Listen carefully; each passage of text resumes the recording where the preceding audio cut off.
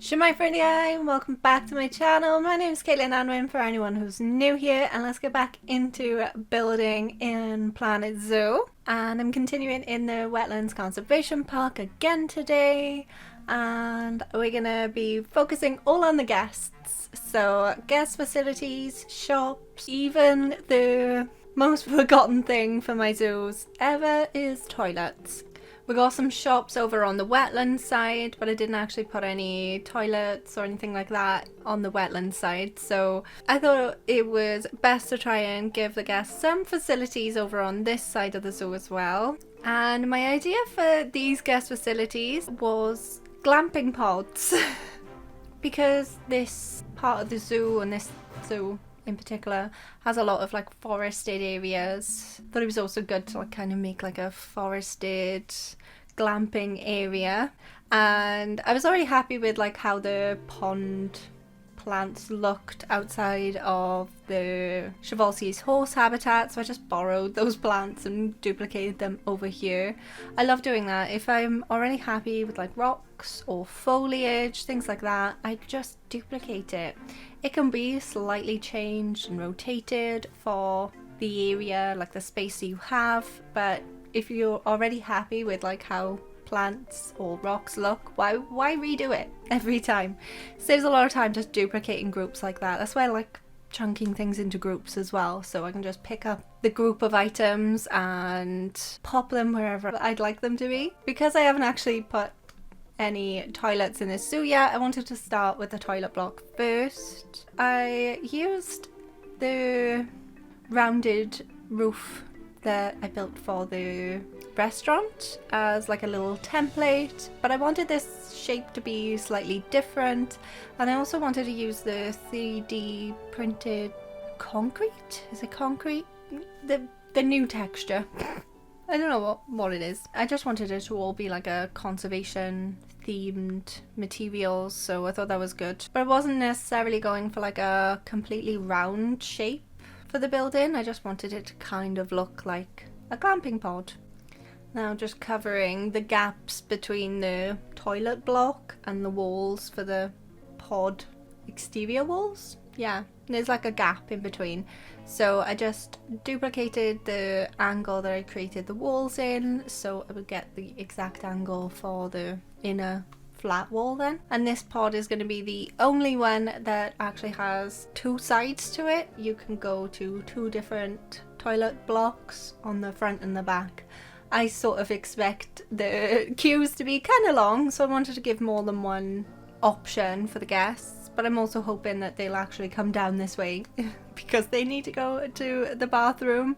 And I wanted lots of different like wood textures and lots of different textures for these buildings, almost as if the buildings had been built with lots of different scrap pieces, like recycled wood, things like that.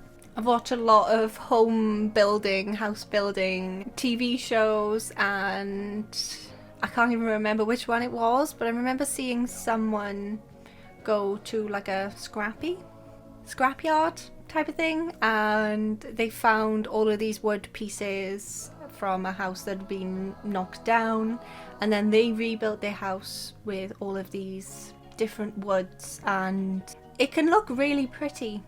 Like, I really like the difference in textures and stuff, and it almost looks more like it's been recycled and reused, like the wood has been reused, where there's more than one texture. And I also wanted to give more texture to the roof as well, so I'm using the Conservation Pack wood paneling.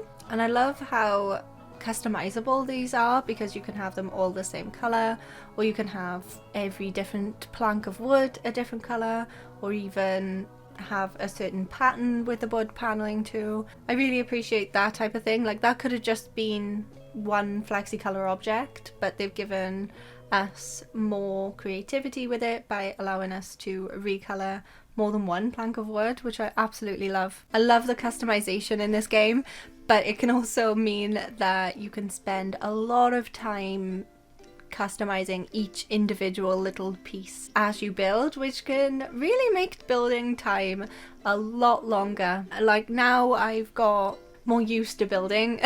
But I know when I first got the game, I just used all of the prefab objects and I didn't really know what controls were which and all of that stuff. So that's why I've made my short series, like the TikTok style videos, for tutorials and tips on different techniques on how to build in the game, because it can get really overwhelming with all of the different customizations. Everything's going to be similar in shape but different in color and decorations. And I was thinking for the shops that things could be like farm to table, things that could sort of realistically belong in that type of food item. So I picked Pipshot Did I whistle then? Wow. I picked Pipshot. That one's so hard to say. Pipshot Smoothies, because like smoothies can be a farm to table type of food item. Obviously growing fruit. One thing I didn't quite expect to have problems with was connecting the buildings to the path that I'd already laid out. But I wanted to put the path in first to make sure that the path would actually work. The paths on this game are not the easiest. Maybe that should be a short. If you want to know more about that, it can be quite tricky. I can do a shorts tutorial on that. And the next one, I picked pizza. It can be stretched a little bit with like the farm to table thing, but pizza toppings can be vegetables that are grown on a farm. I always make my pizza dough from scratch, like as a homemade pizza dough. You feeling frustrated? You want to take out all of your frustrations out on something? Need some bread. It's so therapeutic. So I love making my own pizza dough from scratch, so I don't see the problem with pizza being a farm to table type of thing. You could even think that in this like glamping area there could be like a little pizza oven, so you could make your own. The other one I was thinking of was chief beef, of course, but I thought that was slightly uncomfortable, like farm to table, here's your burger. At least with pizza toppings you can kind of think that it's the vegetables from the pizza toppings that are farm to table. But I also wanted to see whether I could make a glamping pod with the counters as well. I didn't put the balloons in because the balloons can be like really bad for the environment. So I've got the other two merch shops, the Momento and the hats. And this works, having the two counters facing each other like this. The staff kind of clip through the roof walls, the curved inwards walls, but it works. I've connected everything and checked it at the end. I don't have any guests in my zoo to see whether the guests will actually buy anything from these shops, but as long as the staff members stand in the right spot, I assume as long as you've got the paths connected right and the staff members there ready, I assume everything will work properly. I never open my zoos until I do like a walkthrough tour of the zoo, or like right at the end I'll open it as like a grand opening. Not opening your zoos will allow for better performance because obviously the game's not calculating how many guests need to walk on certain areas. It's not creating the animations for the guests going around, things like that.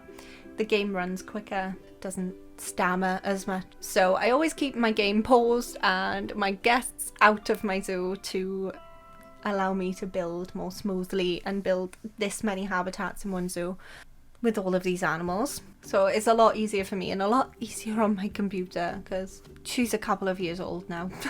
If you don't want your path to snap to a building or snap to another path, you want to build a path on its own, you can hold control and it won't snap into the building anymore. So you can control the angle of the path that goes into the building, or if you want to build a path next to another path, it'll sometimes always snap into that path and that can be kind of frustrating. But you can hold control to stop it from snapping into the building or the other paths. For this little cabin, I want this to be a seating area, like an indoor seating area where the guests can sit and eat their food from the other cabins. So for the picnic tables and the benches, they need a path underneath. The restaurant tables don't, but the other benches do. So I needed a path underneath this building so I could put the picnic benches and the regular benches in the building. So I lined the path to the grid. It did allow me to add these picnic benches into the building so the guests can have a nice sit down in the shelter of the building, but it's quite open, so they've still got the view of the pond, and they have access to the other side of the building as well, so they can get in and out through the paths, but they can also get to the toilet blocks as well from either side. I wanted to make it kind of look like there was all different textures of wood. Like I said earlier, I want this to feel like these builders have got lots of different wood textures and lots of different scrap pieces of wood that they've used to build these buildings, to create something new from something old. They've upcycled all of these wood pieces, so they haven't chopped any trees down to create more deforestation, things like that. They're reusing these wood pieces, so that's why it kind of looks like a mix of lots of different textures, and it's all kind of jumbled into one. So the foundation wood is different to the wood on the floor, which is different to the wood on the walls. It's using a different wood paneling for the roof texture on this glamping pod. I really like this one because it's got like a diagonal panel, so they look different from different angles too. And I like the fact that the 3D printed texture is vertical lines and the wood texture is horizontal lines, so it gives more variation there too. Especially with these thinner ones, you can see the vertical lines a lot better. And for the foundation of the merch cabin, I've gone with a completely different wood texture. This is from the East Asia style, and I love how rustic this one feels. It's like cabins, glamping pods, they're either in the middle of a field or they're like in the middle of a forest. Really popular in the UK. I'm not sure whether they are in other places in the world, but they're quite popular in the UK. But unlike in America, you don't really have to worry about things like bears and things like that. So I don't know whether glamping areas would be as popular as in the UK. We don't really have to worry about a lot of wildlife being that dangerous. This one's probably my favourite for like the seating area. I would definitely love to sit here because that overlooks the pond. And the other two like seating areas that I did don't really overlook much other than the sea amongs. Like they can see the sea amongs if they sat there. And for this one, I thought I would do some like lattice work for some climbing plants. I wanted to add wisteria, but it's huge. My grandparents have an absolutely massive wisteria in their garden that grows almost the entire length of their garden, and it's absolutely beautiful. I love wisteria, but it's just a really big plant for something so small and dainty. So I used some ivy, and I only used one little bit of wisteria that didn't have the pretty purple flowers in. And I was thinking for the blueprints for these, I would individually put them up on Steam. So each individual cabin would be a different blueprint.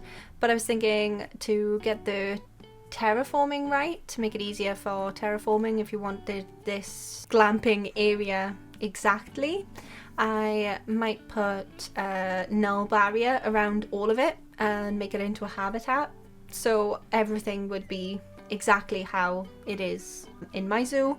The only problem with that is paths. The only way I've ever figured out paths is uploading the entire zoo, but I'm not ready to upload the entire zoo yet. But I will be putting these up on Steam. I always put my Steam workshop links in the description as well to make this feel more forested, more filled in, rather than just like a blank field with a pond. I wanted to add in some foliage, of course, like some trees around the area, but I didn't want to block off too much of the view of the glamping pods. I got to take a cute thumbnail at the end of the day. So I ended up using sapling trees to add some greenery and add some foliage in, but they're not too big, too bushy, and they don't block off as much of the view of the glamping pods.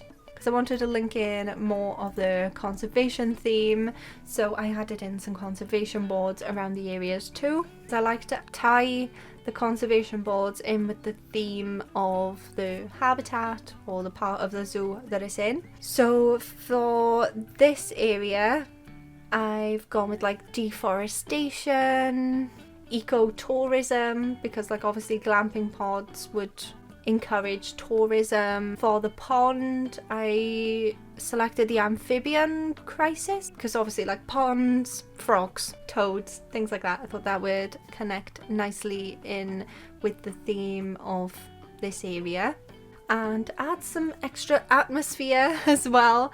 I thought it'd be fun to use the atmospheric speakers to make this feel more alive by adding some of the atmospheric sounds around. So near the amphibian conservation board, near the pond, you can hear frogs.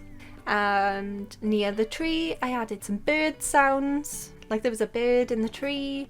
And near the flowers, I added some insect sounds, like there was bees buzzing around the flowers. And I also did a forest at night, and I'm not quite sure what that sounds like, so we will discover at the end. We'll have a listen to them at the end in the Pretties and listen to what these sounds actually sound like. Just in case the guests want to wander around this area at night time, I've added in the conservation lights because I think they're really pretty. They go nicely in with the theme of the build and the theme of the zoo with the flowers, and they light up the area really, really well. Some lights in this game can be either too bright and absolutely blinding, or like just useless and not light up the path, but these light up quite a good area of the path and they don't need to be clustered in too close to each other, so I was really happy with that. But yeah, that is pretty much it for this build. I think it was really fun, a different way to go towards decorating shops. It's not like a food court or anything like that. I think it fits a lot nicer in with my conservation theme and like the forested areas that I already have in my zoo. So it's always nice to have a walk around the area and see from like the guest's point of view for what it looks like, because usually when you're building, you're looking from above more than straight on at a building. And I think it's just cute to be able to walk around the area and experience your build just like how a guest would. But I'm really looking forward to maybe having a new DLC soon. Frontier, maybe? I've run out of animals.